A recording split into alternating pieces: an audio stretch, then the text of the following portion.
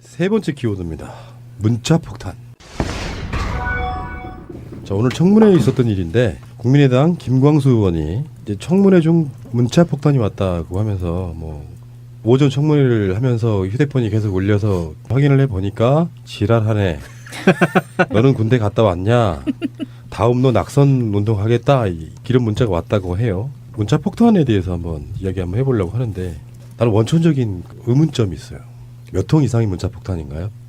나 그게 의문점이 있어요. 시간당 몇 통 이렇게 계산해야 되는 거 아닐까요? 법으로 정해야 돼. 왜 그러냐면 이게 부풀려질 수가 있어. 나한테는 2통만 와도 문자 폭탄이야. 문자 폭탄이 왔다는 것을 누군가가 사진을 찍었습니다. 그래서 정태욱 의원의 스마트폰을 찍었는데 이런 얘기가 올라와 있네요. 문자 폭탄 굉장히 격조가 높아요. 민주시민들. 제발 결혼 얘기 그만하시죠. 수준 떨어져서 진짜 도저히 못 봐주겠어요. 뭐 이런 내용. 그 다음에 결혼식 비용 반반씩 내고 남자가 집 사는 거라면서요. 저는 여자인데 저희 집에서 결혼식 비용도 다 내고 집도 제가 샀는데요. 그러면 안 되는 건가요? 그리고 정태욱 의원님은 왜 나가셨어요? 그냥 계시지. 뭐 이런 굉장히 문자 폭탄 치고는 예의를 다 갖춘 분들의 그 항의성 그 문자인데 이것을 문자 폭탄이라고 이렇게 한마디로 퉁쳐서 이것도 뭐 문바들의 소행 뭐 이렇게 몰고 가려는 것 같은데 참 애잔합니다.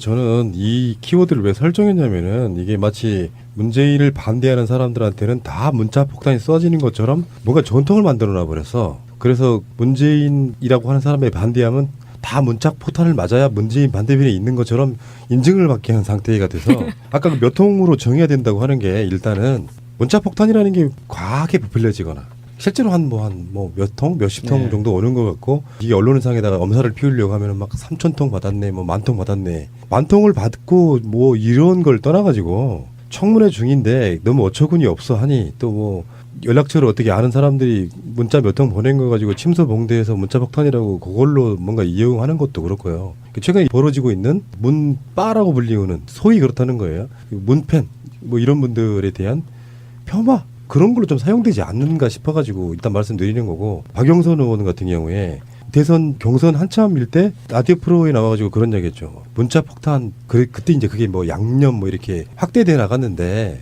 사람들로부터 받은 문자 폭탄이 문재인 대통령을 이렇게 지지하는 사람들을 나쁜 쪽으로 이미지화 시키는데 굉장히 공헌을 한 측면이 있어요. 그런 것들이 주는 그 부정적 이미지 때문에 그러는 건데 정반대로요. 이렇게 한번 생각을 해봅시다. 그러니까 지금 현재 여당 쪽이 아니고 전에 야당 쪽이었던 사람들도 마찬가지로 그 당시에 야당이었던 지금 더불어민주당 쪽도 그런 방식으로 문자폭탄 비슷한 거를 받았을 거란 말이에요. 사실 알고 보면 연락처가 공개돼 버리고 나면 문자 보내고 그래요. 근데 거기에 대해서 자꾸 그것이 가장 큰 문제다. 비인간적이다. 뭐 야 니들이 그러니까 내가 무서워서 살겠냐 이거? 그러면서 이렇게 본질이 호도돼 버리는 거 있잖아요. 네, 그렇게 무서우면 정치를 안 해야죠. 그런 게 무서우면. 네. 그러니까 그 문자 폭탄이라고 하는 거는 이쪽만 보내는 게 아니라는 이야기를 네. 전 드리고 싶어서 말씀드리는 겁니다. 저도 그 언제부턴가 이 문자 폭탄에 뭐 폭언이 온다라든지 뭐 그런 소식을 들을 때부터 이건 아닌데 왜냐하면 문팬이라든지 지지자들은요 최소한 제가 아는 그 그룹들은 문재인이라는 후보를 욕되게 하기 싫어서라도 발언이라든지를 정말 조심히 했었어요. 그때는 그 당시에는. 그래서 그렇게 세부적으로 지지를 하는 사람, 안 하는 사람, 반대하는 사람 이렇게 나누기 시작하면 그 자체가 너무 상황이 복잡하게 해석하기 시작하는 거고 김광수 의원이 초선이거든요. 네. 고맙다고 생각해야 돼요. 맞습니다. 자기가 맞습니다. 청문회에 나와가지고 잘했든 잘못했든 국민들 눈에 띄어가지고 그렇게 문자 폭탄이라고 이렇게 막 인지도가 높아졌잖아. 칭얼댈 만큼의 어느 정도 인지도를 쌓았다는 것 자체를 고마워해야지 이거를 뭐 유감이라고 하는 거는 정말 배가 처부른 거죠. 아니 근데 청문회가 진행이 될수록 사실은 많은 국민이 직접 참여가 가능해졌다고 보거든요. 이렇게 청문회가 실시간으로 방송이 되면서 내가 저기서 말하고 있는 의원한테 바로 문자를 쏠 수 있어. 그리고 좋아요. 이 사람은 내 문자를 보고 스트레스를 받아. 그럼 그 이유는 사실은 그동안 국민들이 하고 싶었던 얘기잖아요. 너 행동 똑바로 하라고. 질문 똑바로 하라고. 네가 이전에 뭘 하고 있는지도 다 알고 있다. 확실히 달라졌다는 걸 알아야 되는 거죠. 그게 어린애 같은 칭얼거림이에요. 문자 그 정도 가지고 그걸 공개적으로 청문회 중간에 무사진행 발언 얻어가지고 문자 좀 그만 좀 보내주세요 하는 게 그게 난 아니 한 달에 월급을 1,000만 원 넘게 쳐받는 것들이 감당해야지. 그 문자 몇 통 받는 게 어렵다고 이렇게 칭얼대면은 안 되죠. 안민석 의원이 트윗에 이렇게 올리셨네요. 문자로 욕설을 날리면 모욕죄로 고소를 하고 아예 문자 자체가 싫다면 전화번호를 공개하지 말던가 그것도 귀찮으면 국회의원에게 문자 발송을 금지하는 법안을 만드시라. 시민들은 문자라는 수단이 있으니 그저 항의 수단으로 쓸 뿐 뭘 어쩌자는 건가 이렇게 올리셨고요. 근데 제가 봤을 때는요, 이분은 정치를 지금까지 굉장히 쉽게 하신 것 같은 느낌도 들어요. 굉장히 오랫동안 전라북도 도의원 하셨거든요, 이분이. 국민의당이 창당되면서 그 지역에서 이제 국회로 이렇게 승진하신 케이스예요. 실제로 그 경우 많지 않잖아요. 예. 도의원이나 뭐 광역시의원 하다가 국회의원 한 경우 좀 드문데 그 지역에는 거의 대부분 그런 식의 문자 폭탄 날려줄 반대파가 사실 없는 상태에다가 국회의원 올라오시니까 좀 적응 못 하신 것 같고 이 정도는 감당해야지 나도 감당하고 사는데 이게 그런 경우는 있어요. 그러니까 말하자면은 뭐 저는 되게 고맙더라고요. 김빙삼 굉장히 유명하신 트위터 그 사용자시죠. 김빙삼님이 뻘소리에 헛짓하는 의원들에게 전달되는 대량의 문자는 21세기에 이르러 정보통신을 이용한 직접 민주주의가 가능한 시대가 도래하고 있음을 보여주고 있지. 자신 없는 모질이 의원들은 얼른 그만두고 기 시대의 요구다 싶다만. 돌아가신 분이 참. 그거 있잖아요. 대선 때 조폭 동원한 거. 이분이 거기랑 연관이 있다는 의혹이 있습니다. 다 미치겠다. 아이씨. 전주요. 예. 네. 알겠습니다. 오고리파. 넘어가겠습니다. 문자 폭탄 저한테도 보내주시기 바랍니다. 관심 받고 싶어요. 꿈은 이루어진다. 결론은 하나다. 누구한테나 그런 식의 항의성 문자는 온다를 문자 폭탄으로 이미지화시키지 말라는 겁니다. 최근에 저희 방송에서 한번 언급한 적 있죠. 네. 파파미 김동연 경제부총리 또 나왔습니다. 대단하신 분이신데요. 이분이 지금 이제 재산 신고를 할 거 아니에요. 재산 신고를 하는 거기에 보니까 작년에 연봉 절반인 9천만 원을 기부했답니다. 이혼 사유네요. 지금 이혼하셨어요? 아니요. 2천만 원 전세 살면서 2억 대출 받은 분도 계시는데 저기 파란 지붕 저기 사시는 분도 그분은 지금 그 거울방 리모델링 해가지고 잘 지내시잖아요. 고울방. 비정규직 네. 비정규직 고울방. 네, 거울방. 고울방. 네, 그 네. 비정규직으로 지금 계시는 분 어쩜 이렇게 이분은 감사합니다. 뭔가 좀 깨달은 경지에 이르렀다는 그런 느낌도 살짝 예. 들어요. 아니면은 전 질환일 수도 있다고 생각합니다. 기부를 너무 이렇게 굉장히 사회적으로 자기가 이렇게 기부 중독 이런 거. 그렇게 막 하시는 분들은 이제 농담을 하는 말이고 너무 존경스러워서 하는 말인데 그런 분들은 정말로 병증인 게 안 하면 마음이 불편해. 그건 병증인 거지. 이혼 사유지 진짜로. 근데 보통 아파본 사람들이 아픈 사람의 마음을 알고 없어본 사람들이 없는 사람들의 아픔을 더 알잖아요. 근데 이분이 그 판자촌에서 시작을 해서 그러셨는지 않을까 싶어요. 흑수저 중에 대표적인 흑수저라 그래서 네. 이분이 기부한 금액 중에 약 한 70% 정도가 본인이 총장으로 계시는 아주대에 기부를 했어요. 그분이 그 안에서 대학교 안에서 어려운 학생들을 위한 프로그램들을 많이 만들어서 돌리기도 했거든요. 거기에 자기 사재를 털어넣은 경우가 꽤 됐다고 알려졌었는데 사실은 이렇게 뭐 한 6천여만 원이나 되는 돈을 연간 아주대에다가 기부하면서 좋은 모습을 보여주신 거고요. 그래서 아주대생들이 지금 깊은 슬픔에 잠겼다고 합니다. 네, 사랑하는 우리 총장님이 갔습니다. 이러면서요. 아주대학교 대나무숲 페이스북에는 학생들의 아쉬움이 가득합니다. 총장님 보내드리기 싫다. 기껏 뽑아줬더니 총장님을 스틸해 간다. 우리 이제 이런 총장님 못 만날 듯. 이제 누가 빵 나눠주냐. 갓동현님 그동안 감사했습니다. 와 대단한 추앙을 받았던 분이네요. 네. 어떻게 그런 사람만 쏙쏙 배운디야. 대단하시네. 제가 예전에 아주대 한번 가본 적이 있어요. 원래 그게 김우중 대우그룹에서 만들었던 그런 학교였고요. 굉장히 명문들을 키우기 위해서 엄청난 노력을 했던 뭐 그런 대학 중에 하나였고요. 경기도권에서 굉장히 자리를 잡기 위해서 노력했던 학교 중에 하나였고요. 김동연 이제 경제부총리 내정자 후보자 같은 경우에 이런 분들이 실제로 아마 열과 성을 다했을 것 같아요. 또 이런 분들의 스타일이 원래 그래요. 정말 이렇게 좋은 학교 만들어 보자 해서 그 대학 총장으로 있으면서 얼마나 잘했으면 사실 그런 게 있거든요. 정부 같은 데서 뭐 이렇게 차출돼가는 인사를 보고 내부적으로 못했던 사람들은 꼭 표시가 나요. 뒤에 뒷말 엄청 나오면 SNS 시대니까 거짓말 할 수가 없어요. 맞아요. 그 언론에서 막 빨아준다고 이 사람 되게 막 좋은 사람이고 국가와 뭐 정의를 위해서 싸웠던 사람이라고 아무리 해봐야 그 속해 있던 사람들이 SNS 같은데 악플 달아버리면 끝나는 건데 그런 식으로 올라왔다는 거는 정말 인정받으실 만하다고 생각합니다. 김동연 후보자는 옛날 노무현 정부 때 비전 2030이라는 시스템을 설계한 사람이에요. 그리고 이번 문재인 대통령이 당선되고 문재인 대통령 정부에서도 지금 준비하고 계획하고 있는 게 비전 2050 시스템이라고 10년간 나라를 망쳤기 때문에 이게 더 후퇴했는데 2050 시스템을 다시 구축해서 하겠다라고 비전을 밝혔기 때문에 아마 이 김동연 내정자의 역할이 굉장히 좀 많이 필요하지 않을까 싶어요. 그리고 김동연 후보자 아들이 백혈병으로 그 사망하고 장례식 당일날 이 발인하고 바로 출근해서 일을 했다고 했는데 그 일이 뭐였냐면 원전 비리 종합 대책 발표하는 날이었었거든요. 그러니까 그 중대함이 좀 이해가 됐어요. 만약에 그 정도 무게가 아니었다면 그분도 아마 아드님 장례식에 끝까지 남아 있고 싶었을 거예요. 근데 그 당시 원전 비리 종합 대책이라는 게 기억하실 분들은 다 아실 테지만 원전 그 부품 이게 그 산업계 전반적으로 그 검은 고리가 만연해 있어가지고 시험을 통과하지 못한 부품들이 그냥 일방적으로 공급되고 그 커미션도 엄청나게 거래되고 하는 그런 게 광범위하게 밝혀졌었거든요. 그래서 그 원전 산업 전체에 대해서, 그러니까 단순히 한수원의 문제가 아니라 원전 산업 전체에 대해서 어떤 그 특단의 조치가 필요한데 워낙 폐쇄적이고 전문적인 분야다 보니까 어떻게 책임지고 나설 수 있는 사람이 없던 상황이었어요. 그러니까 이런 그 전문가가 재정 전문가죠. 그러니까 재정 전문가가 이렇게 재정을 그 예산을 중심으로 통제하는 그런 기획을 내놨다고 기억하거든요. 정말 힘드셨을 거예요.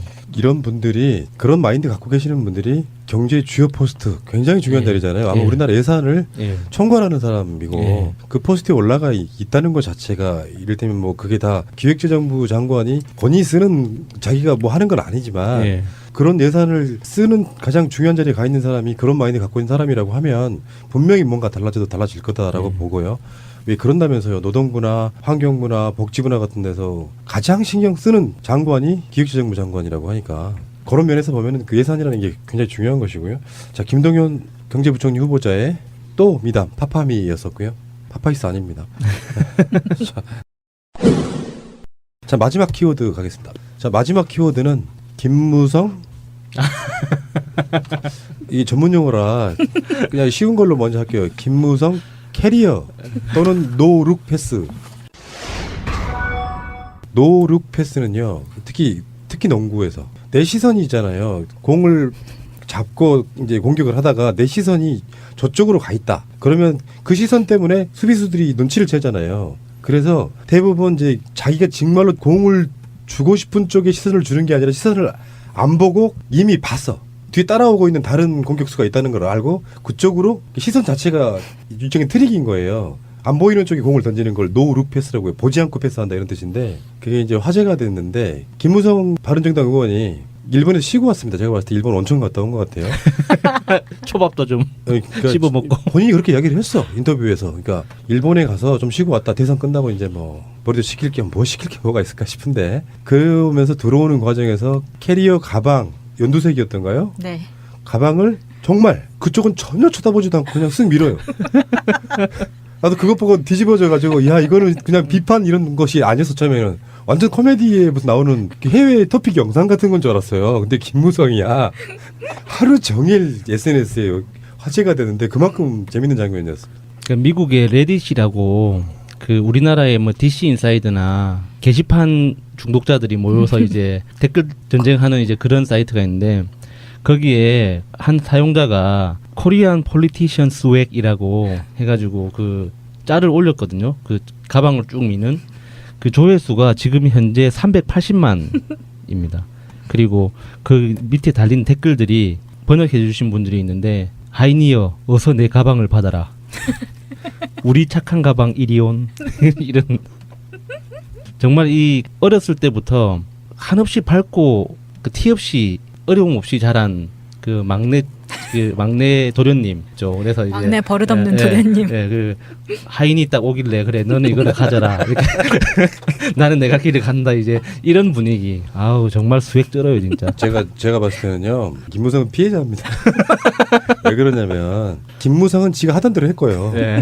근데 이게 너무 낮은 자세에 대통령이 올라오다 보니까 지가 하던 것은 그냥 했는데 자기는 황당한 거예요. 이게 왜 논란거리가 되냐고 반론도 있었다고 하는데 초등학생 앞에서도 무릎 꿇는 대통령이 있고요. 아마 자기들 팀, 그러니까 국회의원실의 팀들에서는 그게 뭐 대단한 일이 아닐 거예요. 그냥 원래 그런 사람 스타일이었을 가능성이 높아요. 뭐 이렇게 그 사람 무시해서라기보다는 왜냐면 기자들이 기다리고 있었거든. 그러니까 넌 지금 좀 챙겨. 이게 습관화돼 있는데 그게 자기 입장에서는 전혀 이상한 짓이 아닌데 어떤 한 사람 때문에 의문의 일패가 돼버린 상황이라고 저는 보거든요. 근데 이게 참 그 우연의 일치인지 몰라도 국회에서 국 보좌관은 몸종이다 이렇게 이야기한 국회의원이 있었거든요. 누군지는 말을 쓰면 못 드리지만 지금 뭐 그 수액을 보여주신 분이라고 이렇게 딱히 집어서 말하기는 어렵습니다. 이게 그 부분 아닌데.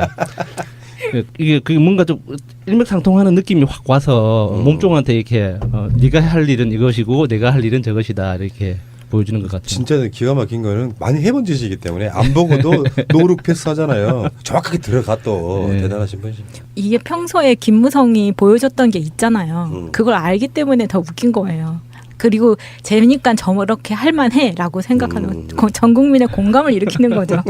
이게 보도된 이후로 기자들이 김무성에게 이걸 물어봤어요. 캐리어 논란이 외신에서도 크게 보도됐다 이런 말에 김무성이 이런 얘기를 합니다. 그게 뭐 이상하게 보이더냐? 아니 수행운이 보여서 밀어주었는데 그게 뭐 이상하냐 이렇게 얘기하고요. 그렇죠. 바퀴 달린 가방이니까 그러니까 굴러갈 수 있는 거잖아요. 예, 기자가 또 눈을 마주치는 부분이 없으니 논란이 된 것 같다라는 말에는 이렇게 얘기를 해요. 그걸 내가 왜 해명해야 해? 할 일이 없어. 수액.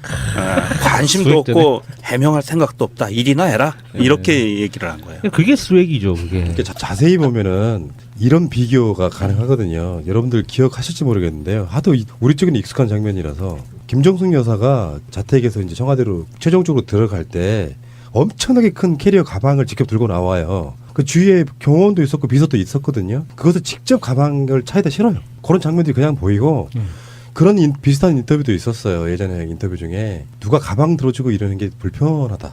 근데 왜 이제 국회에도 가면 그런 거 있다면 초선 때는 뭔가 되게 열심히 막 제가 모 의원인데요. 우리 인터뷰한 적도 있는 모 의원인데 초선인데 그분이 인터뷰하러 올 때 보좌진 없이 혼자 대중교통 타고 뒤에 색 메고 백팩 메고 오셨더라고요. 왠지 은수미 의원이 아니요. 그때 현역일 때. 네. 은수미 의원 나오신 장하나 의원님. 그런데 초선 때는 그러는 경우가 꽤 있다고 하는데 제3만 돼도 국회의원들이 꽤 많은 분들이 그게 바뀐다면서요. 아마 위치가 그렇다고 그러는데 그러니까 이게 나쁜 쪽으로 바뀌었다 이런 것보다 기본적으로 이제 그렇게 해주는 게 훨씬 더 효율적인 경우가 많고 그렇긴 한데 지금 김무성 의원 같은 경우는 너무 많이 한 짓인 것처럼 보여서 맞아요. 그러니까 이게 밀고 이게 우리들 입장에 되게 불편한 거죠. 그런 어떤 태도가 익숙하지가 않으니까 보통 우리 쪽에 계시는 웬만한 국회의원분들은 실제로 카메라가 돌아간다고 생각하면 자연스럽게 그냥 쓱 건네주고 말 텐데 이거는 좀 이거 생각보다 그 가방이 캐주얼하다고 그래 디자인이 뭔가 그 좀 깔맞춤한 것 같기도 하고 좀 어색했어요. 그래서 오늘 지마켓에 바로 떴어요. 그 교보 핫트랙스랑 지마켓 MD가 굉장히 발빠르게 노룩 패스 자율주행 안 된다고 2번 말했다. 소문만 무성, 바퀴는 스무성. 그래서 뭐 많이 팔아주고 싶은 마음은 없는데 이미 지마켓에 올라와 있습니다. 정말 우리나라 정말 MD들 빠릅니다 진짜. 불편한 진실님이 올려주셨습니다. 경대수 아들 군면제 실시간 순위 올리려는데 김무성 캐리어가 맡고 있네. 세상은 넓고 꼴통 국회의원도 많다. 심한 경우는요 24시간도 안 돼가지고 3,600RT 된 게 이거였어요. 김무성 입국 장면 이거 싫어하냐? 그거였어요. 그 맛동사님도 그 레딧에 올라왔던 걸 보신 것 같은데 김무성 공항짜리 레딧에 올라갔는데 거기에 달린 리플이 1. 존나게 부패할 것 2. 권위주의적일 것 3. 성차별적일 것 4. 인종차별적일 것 5. 호모포비아일 것. 참 임팩트가 너무 센데요 이거. 어떤 분들은 이걸 컬링이라고 하시네요. 무스터 컬링. 무스터 컬링. 다시 봄님의 트윗입니다. 김무성이 수행원에게 가방을 맡기는 방법. 세월호 유가족 분이 무릎 꿇고 간청할 때 차량 문 닫던 모습, 차에서 건물까지 사람들 줄 세워서 우산 들고 있게 하던 모습들이 역시 그냥 나온 게 아니네요. 가방 맡기면서 쳐다보지도 않고 밀어버리는 인성 수준이라고 하셨어요. 이거 꼭 읽어드리고 싶어요. 늪이라는 분이 세상 씨발 김무성 캐리어가 내 인생보다 잘 골라감. 제이훈님의 트윗입니다. 김우님이 오늘 뭐 하시는지 모르겠지만요. 오늘 김무성과 김우는 진짜 개저씨란 무엇인가를 보여줬다라고 올려주셨습니다. 전 다큐로 가지 않으려고 좀 말을 아끼고 있는데요. 정말 김무성이 한 행동과 비서관이 너무 아무렇지도 않게 그거를 받아들고 간 행동을 보면서 저는 개인적으로 너무나도 씁쓸했습니다. 그리고 앞으로 그렇게 우리도 그런 거 하지 맙시다. 살아온 사람들의 살아온 그 생활적인 습관 같은 것들이 무섭더라고요. 근데 그게 바뀌어야 돼. 그게 발전적 인간이라고 저는 보거든요. 그것이 어느 정도 그 상대방에 대한 사실은 어쩌면 그 김무성하고 그 비서진하고 친할 수도 있어요. 굉장히 친한 사람일 수도 있다고 생각해요. 근데 문제는 그런 공적인 자리에 있는 사람들이 보여주는 태도들이 결국에는 사회적 귀감이 되거나 사회적 원성을 사는 경우가 꽤 있거든요. 우리들 입장에서는 그게 정말로 에티켓 또는 에티튜드가 저는 아니라고 보는 그런 모습들을 봤기 때문에 지금 뭐 비난이랄까요? 쏟아지고 있는 그런 부분이 있는데 또 평상시 때 김무성이 사회적 약자를 위해서 일한 사람이었다고 하면요. 거기에 굉장히 유머로 받아들여졌을 수도 있어요. 근데 워낙에 기본적으로 사회적 태도가 안 좋았던 사람이 그러고 나니까 원래 저런 사람은 저런 방식으로 사람을 대하는구나 이렇게 느끼는 게 아닌가 싶습니다. 김무성 노루크 패스, 김무성 캐리어 정말 생각해보니까 정말 그 캐리어가 내 인생보다 잘 올라간다 진짜. 정확하게 목표 지점에 안착하는 그런 모습이었고요. 문재인 대통령의 지금 국정 운영도 그 캐리어만 같았으면 좋겠습니다. 잘 걸러갔으면 좋겠습니다. 세 번째 키워드입니다. 문자 폭탄. 자, 오늘 청문회에 있었던 일인데 국민의당 김광수 의원이 이제 청문회 중 문자 폭탄이 왔다고 하면서 뭐 오전 청문회를 하면서 휴대폰이 계속 울려서 확인을 해보니까 지랄하네. 너는 군대 갔다 왔냐? 다음 너 낙선 운동하겠다. 이런 문자가 왔다고 해요. 문자 폭탄에 대해서 한번 이야기 한번 해보려고 하는데 나는 원천적인 의문점이 있어요. 몇 통 이상이 문자 폭탄인가요? 나 그게 의문점이 있어요. 시간당 몇 통 이렇게 계산해야 되는 거 아닐까요? 이거 법으로 정해야 돼. 왜 그러냐면 이게 부풀려질 수가 있어. 나한테는 2통만 와도 문자 폭탄이야. 문자 폭탄이 왔다는 것을 누군가가 사진을 찍었습니다. 그래서 정태욱 의원의 스마트폰을 찍었는데 이런 얘기가 올라와 있네요. 문자 폭탄 굉장히 격조가 높아요. 민주시민들. 제발 결혼 얘기 그만하시죠. 수준 떨어져서 진짜 도저히 못 봐주겠어요. 뭐 이런 내용. 그 다음에 결혼식 비용 반반씩 내고 남자가 집 사는 거라면서요. 저는 여자인데 저희 집에서 결혼식 비용도 다 되고 집도 제가 샀는데요. 그러면 안 되는 건가요? 그리고 정태욱 의원님은 왜 나가셨어요? 그냥 계시지. 뭐 이런 굉장히 문자 폭탄치고는 예의를 다 갖춘 분들의 그 항의성 그 문자인데 이것을 문자 폭탄이라고 이렇게 한마디로 퉁쳐서 이렇게 한번 생각을 해봅시다. 그러니까 지금 현재 여당 쪽이 아니고 전에 야당 쪽이었던 사람들도 마찬가지로 그 당시에 야당이었던 지금 더불어민주당 쪽도 그런 방식으로 문자 폭탄 비슷한 거를 받았을 거란 말이에요. 사실 알고 보면 연락처가 공개돼 버리고 나면 문자 보내고 그래요. 근데 거기에 대해서 자꾸 그것이 가장 큰 문제다, 비인간적이다, 뭐 야 니들이 그러니까 내가 무서워서 살겠냐 이거. 그러면서 이렇게 본질이 호도돼 버리는 거 있잖아요. 그렇게 무서우면 정치를 안 해야죠. 그런 게 무서우면. 그러니까 그 문자 폭탄이라고 하는 거는 이쪽만 보내는 게 아니라는 이야기를 전 드리고 싶어서 말씀드리는 겁니다. 저도 그 언제부턴가 이 문자 폭탄에 뭐 폭언이 온다라든지 뭐 그런 소식을 들을 때부터 이건 아닌데, 왜냐하면 문팬이라든지 지지자들은요, 최소한 제가 아는 그 그룹들은 문재인이라는 후보를 욕되게 하기 싫어서라도 발언이라든지를 정말 조심히 했었어요. 그때는, 그 당시에는. 그래서 그렇게 세부적으로 지지를 하는 사람, 안 하는 사람, 반대하는 사람 이렇게 나누기 시작하면 그 자체가 너무 상황이 복잡하게 해석하기 시작하는 거고, 김광수 의원이 초선이거든요. 네. 고맙다고 생각해야 돼요. 맞습니다. 자기가 맞습니다. 청문회에 나와가지고 잘했든 잘못했든 국민들 눈에 띄어가지고 그렇게 이것도 뭐 문바들의 소행 뭐 이렇게 몰고 가려는 것 같은데 참 애잔합니다. 그러니까 저는 이 키워드를 왜 설정했냐면은 이게 마치 문재인을 반대하는 사람들한테는 다 문자 폭탄이 쏘아지는 것처럼 뭔가 전통을 만들어놔 버려서, 그래서 문재인이라고 하는 사람의 반대하면 다 문자 폭탄을 맞아야 문재인 반대편에 있는 것처럼 인증을 받게 하는 상태가 돼서 아까 그 몇 통으로 정해야 된다고 하는 게 일단은 문자 폭탄이라는 게 과하게 부풀려지거나 실제로 한 몇 통, 몇십 통 네. 정도 오는 것 같고 이 언론상에다가 엄살을 피우려고 하면은 막 3,000통 받았네, 뭐 10,000통 받았네. 10,000통을 받고 뭐 이런 걸 떠나가지고 청문회 중인데 너무 어처구니 없어 하니 또 뭐 연락처를 어떻게 아는 사람들이 문자 몇 통 보낸 거 가지고 침소봉대해서 문자 폭탄이라고 그걸로 뭔가 이용하는 것도 그렇고요. 최근에 벌어지고 있는 문빠라고 불리우는 소위 그렇다는 거예요. 문팬 뭐 이런 분들에 대한 폄하 그런 걸로 좀 사용되지 않는가 싶어가지고 일단 말씀드리는 거고 박영선 의원 같은 경우에 대선 경선 한참일 때 라디오 프로에 나와가지고 그런 얘기했죠. 문자 폭탄 그때 이제 그게 뭐 양념 뭐 이렇게 확대돼 나갔는데 사람들로부터 받은 문자 폭탄이 문재인 대통령을 이렇게 지지하는 사람들을 나쁜 쪽으로 이미지화 시키는데 굉장히 공헌을 한 측면이 있어요. 그런 것들이 주는 그 부정적 이미지 때문에 그러는 건데 정반대로 굉장히 오랫동안 전라북도 도의원 하셨거든요, 이분이. 국민의당이 창당되면서 그 지역에서 이제 국회로 이렇게 승진하신 케이스예요. 실제로 그 경우 많지 않잖아요. 예. 도의원이나 뭐 광역시의원 하다가 국회의원 한 경우 좀 드문데 그 지역에는 거의 대부분 그런 식의 문자 폭탄 날려줄 반대파가 사실 없는 상태에다가 국회로 올라오시니까 좀 적응 못하신 것 같고 이 정도는 감당해야지 나도 감당하고 사는데 그런 경우는 있어요. 그러니까 말하자면은 뭐 저는 되게 고맙더라고요. 김빙삼 굉장히 유명하신 트위터 그 사용자시죠. 김빙삼님이 뻘소리에 헛짓하는 의원들에게 전달되는 대량의 문자는 21세기에 이르러 정보통신을 이용한 직접 민주주의가 가능한 시대가 도래하고 있음을 보여주고 있지. 자신 없는 모질이 의원들은 얼른 그만두고 기 시대의 요구다 싶다만. 돌아가신 분이 참. 그거 있잖아요. 대선 때 조폭 동원한 거. 이분이 거기랑 연관이 있다는 의혹이 있습니다. 다 미치겠다. 아이씨. 전주요. 예. 네. 알겠습니다. 오고리파. 넘어가겠습니다. 문자 폭탄 저한테도 보내주시기 바랍니다. 관심 받고 싶어요. 꿈은 이루어진다. 결론은 하나다. 누구한테나 그런 식의 항의성 문자는 온다를 문자 폭탄으로 이미지화 시키지 말라는 겁니다.